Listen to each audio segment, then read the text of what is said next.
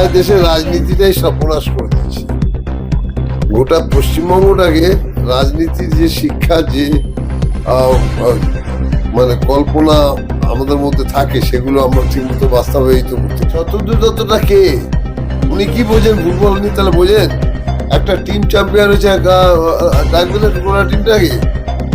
আমরা যখন সন্তোষ trophy champion হয়েছি তখন পেলে আসেনি। আমরা ৭৭ সালে আমরা চ্যাম্পিয়ন হয়েছি, আমরাও ৬বার চ্যাম্পিয়ন হয়েছি সন্তোষ ট্রফি, কিন্তু আমরা তার মানে যাইনি। আমাদের তো আইএফএ ডাকতো। ওটা হচ্ছে যে এখানে ঠিক সেইভাবে করেনি। মেসি এসছে, মেসি বড় প্লেয়ার, আমরা বলছি অনেক ভালো প্লেয়ার, বড় প্লেয়ার, খেলার মধ্যে অনেক গুণ আছে। তাদের সঙ্গে তো তুমি এক্স প্লেয়ারদের একটা ইন্ট্রোডাকশন থাকবে তো।